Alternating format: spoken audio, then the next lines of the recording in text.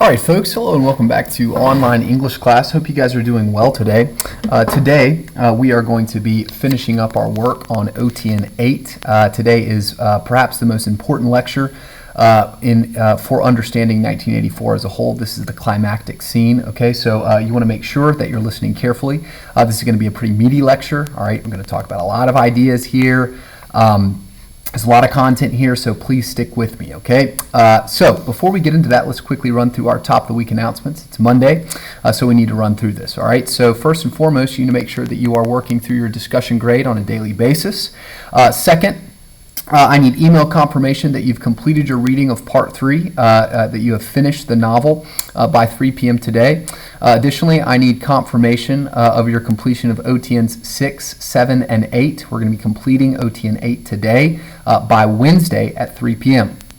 Okay, and then you need to be completing your OTNs as we complete them in class. Okay, so we're going to finish our work on 1984 by Wednesday of this week. Then you are going to get your test prompt. It's going to be available throughout the course of the week on RenWeb. So you can download that review guide and you can begin the process of preparing your response and your thesis statement and all of the evidences that you are going to discuss in your body paragraphs throughout the course of the week. All right, you're going to be writing that test on Thursday and then submitting that test on Friday.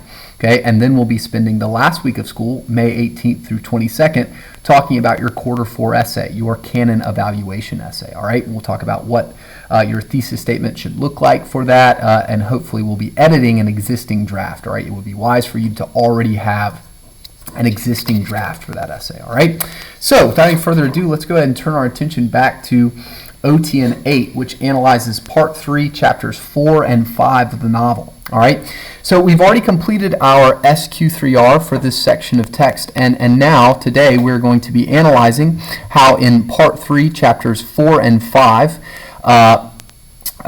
Orwell continues to characterize and illustrate the nature of the destruction and recreation, or the warping, rather, of Winston's spirit, all right, his essence as a human being, and also continues to illustrate the nature of the dystopian environment in which Winston lives. All right, so let's go ahead and begin walking through these key passages one by one. All right, so when we open up to Chapter 4 of the narrative, okay, we see that Winston in Chapter 4 has relinquished control of his mind to the party. Okay, he is in this sense sort of reborn, or like in his infancy as a party member. And on pages 276 through 278, it is narrated that Winston is actually setting to work re-educating himself. Okay, so he is actively working to recreate his, not just having his mind recreated for him by O'Brien, but actively working on re-educating himself. All right, he is exerting his conscious effort.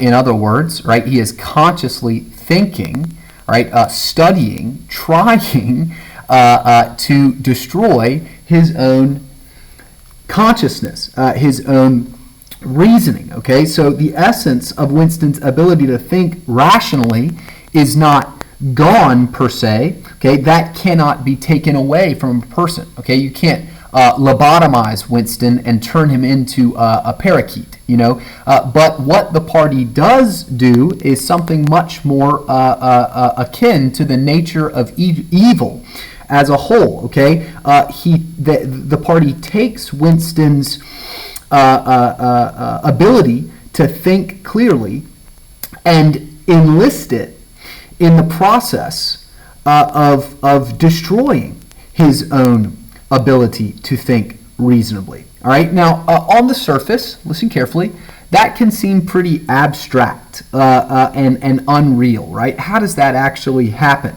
Well, this is actually reflective in observable reality. Okay, let me give you just some examples to help flesh this idea out. Okay, the way that evil can warp one's mind and enlist one's mind in its own oppression. Okay, so listen carefully to this example. All right, imagine for me, if you will, a kid, a young man, a young boy, a student in a school in 2020. All right, and this student has been conditioned. All right, here's our student. He looks like this, right? Yay! And this student has been conditioned. He's been taught in a variety of ways by his cultural environment, which we can sort of conceive of as a kind of party, right? A group consciousness that exerts its will on this individual and conditions him to think a certain way. And this kid has been conditioned by his environment very realistically in 2020 that the only valid expression of his masculinity, the only way that this boy can act like a real boy, like a good man, okay? The only way that this kid can be manly, all right, is if he's good at a sport. All right, no hate to you guys that are really good at sports and love sports. I love sports, okay? But it is certainly true that our culture worships at the altar, especially when with respect to the masculine identity, it worships at the altar of sport, okay? And this kid doesn't love sports.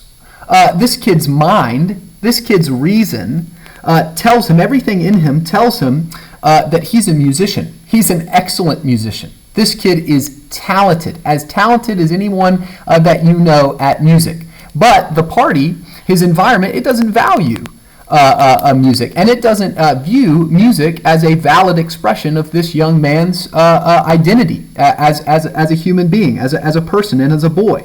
Okay, his nature, this kid's nature, is drawn to music and moved by music far more than anything else, okay? This kid doesn't go home on the weekends and watch the NBA, all right? This kid doesn't go home on the weekends. He didn't grow up when he was 5 years old dribbling a basketball. The kid had drumsticks in his hand, all right? The kid sat down at pianos and could pick out a melody instantaneously, okay? The kid is moved by music. The kid loves music, but despite the counsel of his own mind, despite the fact that his reason tells him, I am a musician, I am good at music, music is beautiful, music communicates a kind of truth to me that nothing else really does, okay?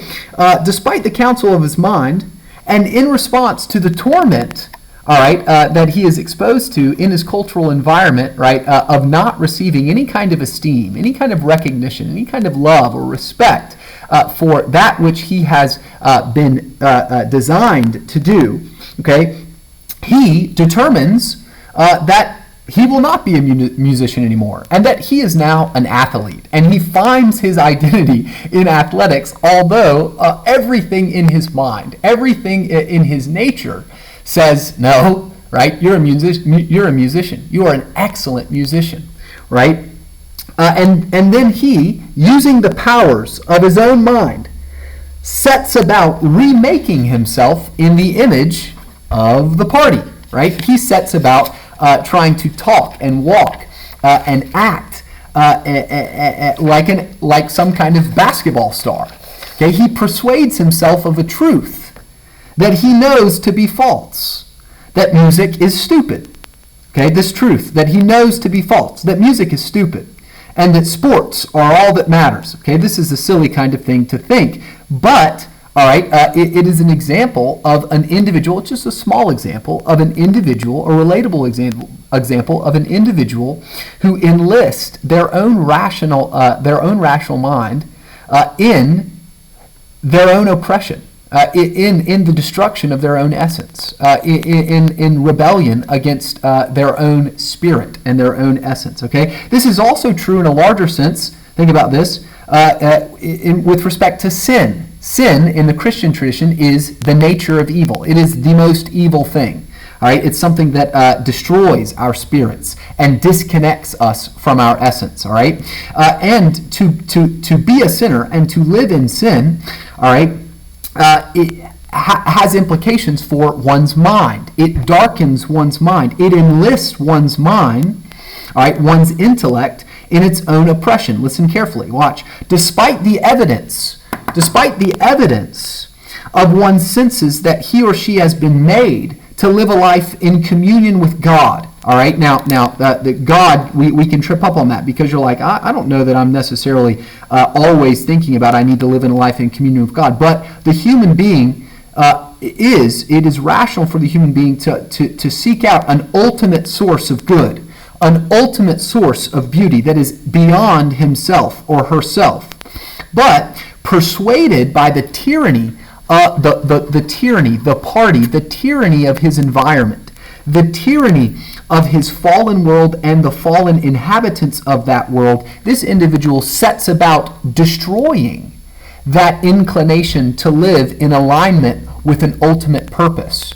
This person, in the name of common sense and rationality, defies or denies, this basic component of their own essence, and sets about recreating their mind with themselves and their own power and their own pleasure as their ultimate goal. Here they have enlisted their mind in the destruction of their own rationality. That is part of what is meant in the Bible when it says to be a slave to sin. You have enlisted your mind in your own oppression, right? So this life that resolves in decrepitude and death, this life of pursuing yourself as your own ultimate, is clearly irrational, but sin persuades you that it is the only rational way to live.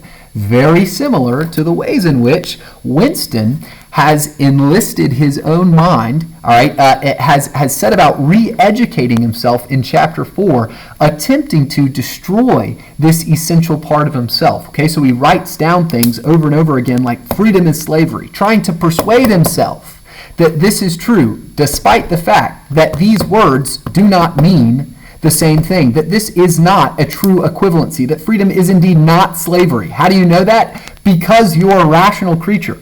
Winston denies that. He's trying to train himself that 2 and 2, despite the fact that he knows it makes 4, make 5. And despite the fact that God, the statement that God equals power and that power equals God is irrational. He is attempting to make that statement and persuade himself of that statement. He is attempting to accept everything. He is engaging in his own oppression. He has given away his mind. But, notice, despite his best efforts, what does he find himself doing? Despite his efforts, despite the fact that he's given away his mind, that he's given away his reason, there's another part of him that is yet unconquered. There's another essential part of his spirit that the party has not yet gained dominion over, and that is his heart. What does he say on page 280? He says, Julia, Julia, my love, Julia. He is crying this out aloud, despite the fact that his rational mind has been given to the party. His heart, which transcends rationality, which is over and above rationality in ways that I'll explain in just a moment, still cries out with love for Julia. And this leads to him hating the party. Despite the testimony of his rational mind, which he's given away, there's something within him that still is passionate about, that longs after and loves and values Julia as an ultimate, as an ends, that his love for Julia is something that he lives his life unto. Now that clearly cannot continue to exist. The party must destroy this in him, and they will. In room 101. And O'Brien says at the end of chapter 4 that Winston is indeed improving. Intellectually, there's very little that is left wrong with him. But emotionally, in his heart, there is still something deeply wrong with Winston. He confesses aloud that he hates Big Brother still. He hates the party. O'Brien says, "You hate him? Good. The time has come for you to take the last step. You must love Big Brother. It's not enough for you to obey him. You must love him." Okay, so what does it mean when we say that a human creature is capable of love? Or what are we referring to when we describe this portion of the human being that we describe as its heart? Okay, so obviously we know what we mean when we talk about mind. The mind is the thing that is capable of looking at the world, the observable world, and coming to rational conclusions about that which is true and good and beautiful, okay? But, all right, the human being is not just purely a rational creature, but rather is a creature that has its own very sophisticated and very free heart. Okay, let me explain this to you, okay? When we talk about the heart, we're obviously using a metaphor. We don't mean the actual heart, like in Indiana Jones when that guy pulls that dude's heart out of his chest. All right, if you like broke down and put that heart into a test tube and you conducted a thorough analysis of the anatomy of the human heart, what you would find is an organ that pumps blood, right, to other areas of the body. A very important organ, but an organ nonetheless, just organic matter. So when we say the word heart, we're speaking metaphorically, but what are we referring to metaphorically, okay? Well, we're referring to the human being's capacity or ability to make decisions that transcend rationality, okay, that are over and above, all right, our rational notions. The best way I can explain this to you is in an example, all right? So a person can decide to run into a burning building despite all of the evidence of his senses, okay, that say you should be afraid to do this and you should not do this. This is a bad choice. You could get burned, you could die, you will suffer, you will experience pain, right? A person can and does, all right, decide to make choices that incur their own suffering, okay? And the rational creature, as we know, attempts to avoid suffering, right? To prolong their life because they have the notion, the rational principle that living is better than dying and experiencing good things is better than experiencing bad things, right? That's why when someone decides to end their own life, all right, we affirm, we have this notion that they need mental health care. All right, they're experiencing some kind of mental illness that is disconnecting themselves from their most basic rationality, which is this understanding that living is better than dying, okay, in the vast majority of circumstances. All right, so a person can choose to run into the jaws of death and pain, right? And why do they do that kind of thing? Okay, to save something that they love, right? They might be saving a child. They might be saving a precious object, all right, depending on the value of that object, right? But when they do that, all right, that person's reason tells them this is a bad idea, okay? You could get hurt, but the individual is capable of expressing bravery, conscious bravery, okay? That is an expression of their heart's love for that child, their willingness to sacrifice their own well-being for the well-being of that child. That is a distinctly human ability. Now, you might say, well, what about the stories of like dogs running back into burning buildings? Okay, now the dog, while incredibly heroic and an amazing creature, okay, I love my dog, right? They don't make that choice according to the same kind of consciously understood love that a human being does. All right. Rather, when the dog makes that choice, it is an expression of the power of their pack instincts. A member of their pack is in danger, and they go and save that member of their pack because, in the end, they are wired as pack animals to make decisions in alignment with that instinct, okay? And so my dog, who's kind of a cowardly dog, right? Courage the cowardly dog, probably wouldn't run into the burning building no matter who is in there, okay? Because poor Jazz is very afraid of danger and pain and suffering. She yelps at the slightest pinch of her toe. Okay, and that is also you cannot look at Jazz and say, "Oh, you're a coward, Jazz. Why do you not love me more?"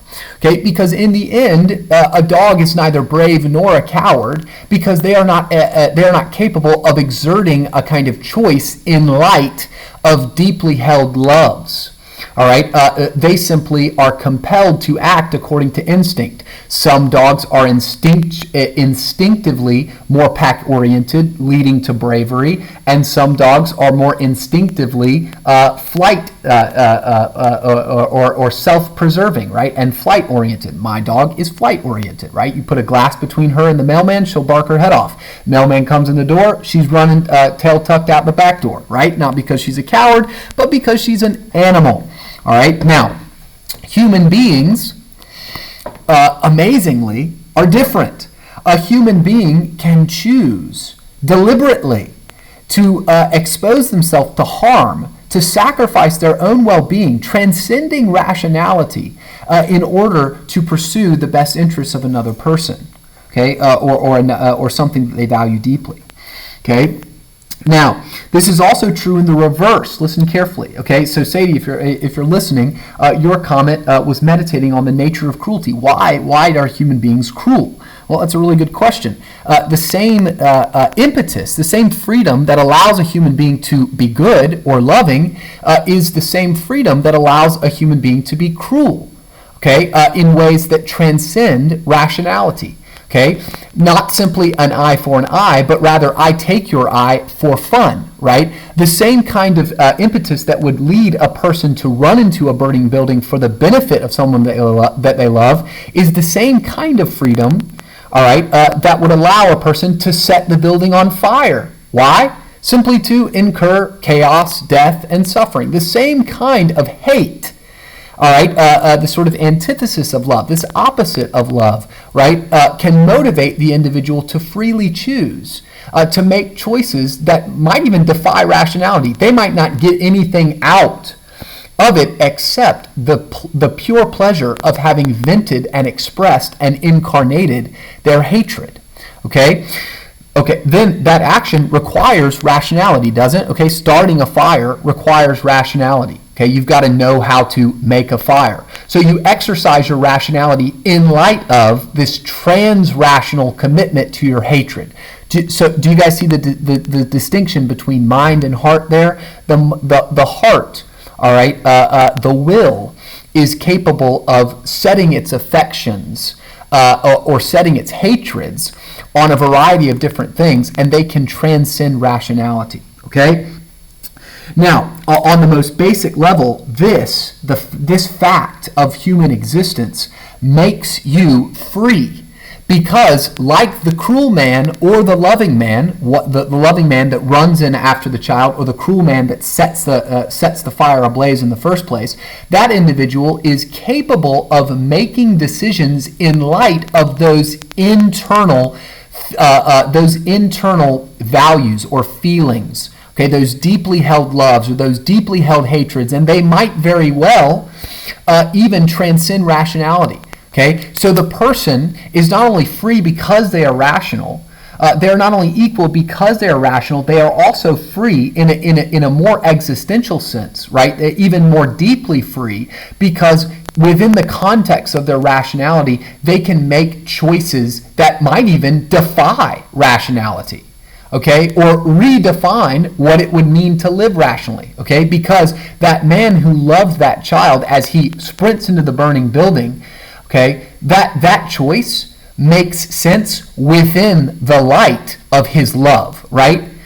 If we looked at a father listening to a child screaming for help inside of a burning building, and the father said, I really, really love that kid, but I'm not going to go in there and help him because, I might get hurt. We would say that father is acting irrationally, or that father doesn't actually love that kid, that father actually loves himself more than that child, and therefore is expressing a kind of lack of love for the child, okay? So in other words, you can redefine for yourself what it means to live reasonably by establishing that which is lovable and loving and acting in light of it, or what is loathsome, what is hate hateable. Okay, loathsome is the actual word for it. And then living in light of it. All right?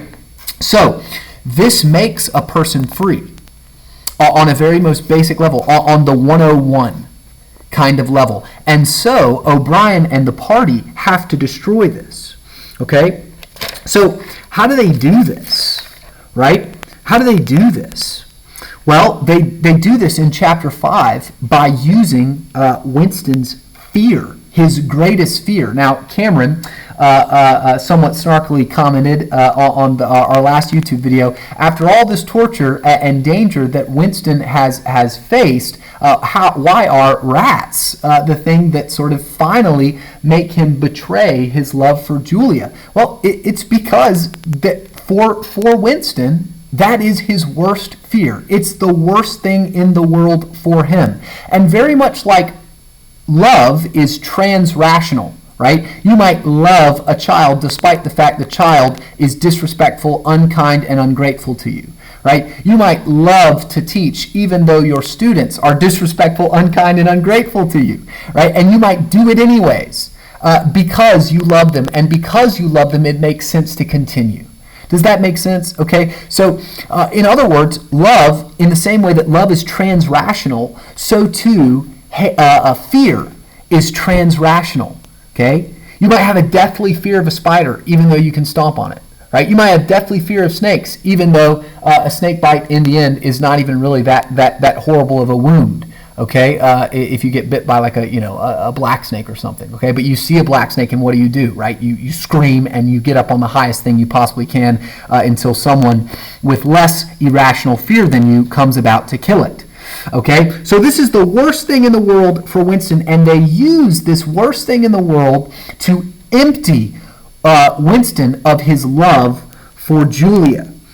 Okay, they're showing Winston the limit of his love. All right, they are expressing to Winston the finitude, the tragic finitude, the tragic limits of the human's ability to love. Okay, this is a clear juxtaposition with, say, the greatest man of all time, Jesus, who indeed was capable of facing the worst thing in the world, right? Being abandoned by God, losing communion with God, which is the greatest good that anyone or any creature could ever experience, and that Jesus had been experiencing from the very beginning of time. That thing is taken from him while he's on the cross, and he cries out, "God, my God, why have you forsaken me?" All right, and in doing so expresses the extent to which he is facing the worst possible thing in the world, disrupted communion with God on our behalf, showing the infinite level of his love that makes up for our finite, small, limited, fearful loves. And that perfect love drives out fear. Okay, just as Christ was fearless in his love for man as he faced the worst possible thing in the world. But you see, Winston is not Jesus. Winston is not God incarnate, the best man that's ever lived. He's just a man, okay? And Winston's love cannot stand the test of the worst possible thing in the world. His transrational fear overcomes and drives out his transrational love. Okay, so to continue the analysis, keep thinking, right? What does it mean to love? Well, it means, all right, to work for the benefit of another individual at one's own expense, to delight in another individual even when they may not deserve it, right? Again, transrational.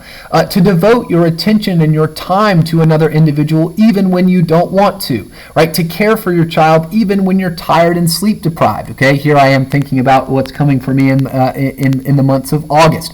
To love someone is to actively and transrationally do what is best for them, okay, at one's own expense, okay, and to hate someone, all right, is the reverse, to actively wish harm on another person. That's why Jesus defines hatred or murder as hatred in one's heart for someone, right? To hate another person is to wish harm on them, to want them to suffer. Okay, that is cruelty. Okay, so instead of creating an environment, listen, watch, like God does, all right, watch. What is God's law with respect to love? He says, love others as what? You love yourself. The basis of one's love of another is one's love of self. Those two things are reciprocal. As a person loves others, so too he, in its own way, loves himself. He is blessed with family, with intimate relationships, with the love and respect and affection that he needs, just as surely as he needs bread and water to survive, okay, as we talked about throughout the course of Frankenstein. Okay, and as he loves himself, he is if one is to genuinely be at peace with oneself and to love oneself and to be in alignment with their essence as a human creature, then they also need to what? Love other people. You see that reciprocal relationship that leads to love? It's born from love, and it leads to love, and it's born from life, and it leads to life. That's a good law from a good God who exerts his power, how? Benevolently, beneficently, in order to make you who you were made to be. Right? How does the party use love? Well, it uses love to drive out love. Watch. Okay? What does Winston realize that he needs to do in order to preserve himself, in order to love himself, in order to save himself from this horrible, terrible fate of getting his face eaten off by rats? What does Winston know that he needs to do? What does he know that O'Brien and the party want him to do? They want him to love himself by hating another. He knows that the only way to save himself is to say, do it to who? To Julia, wishing harm on her. Okay? So, to wish harm on another, as I already said, is the essence of hate. So, Winston, his most basic desire to love himself, his most basic compulsion to love oneself, to protect oneself, simultaneously requires him to hate who? Julia. Love of self doesn't lead to love of others, and love of others doesn't lead to love of self, but rather that natural, reciprocal, loving relationship is destroyed by the party as the party uses Winston's love of self to destroy love of others. Okay? Now finally, right? So in other words, if you're listening carefully, the party has turned Winston's love of himself into hate. Love is hate. Freedom is slavery. Ignorance is strength. God is power. War is peace. The party uses these concepts to destroy the concepts themselves, to warp them beyond recognition, to destroy the human mind and the human heart with the human mind's and the human heart's most basic components. Finally, last point. The party, embodied by O'Brien, is the only thing that can save Winston from this most fearsome and horrible suffering. They've created a situation in which their salvation, Winston's salvation, is in their hands. Okay? So, in order to love himself, in order to save himself, okay, Winston must also love the party. Winston's love of self, the fruit of Winston's love of himself, is hatred of Julia and love of Big Brother. But paradoxically, to love Big Brother is to hate oneself, to destroy one's own soul, to sacrifice the notion that a person is free equal and that human life is inherently valuable.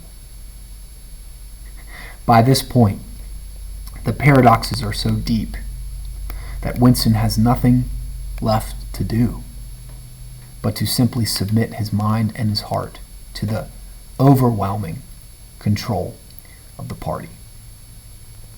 This is a devastating and tragic testimony to what evil looks like.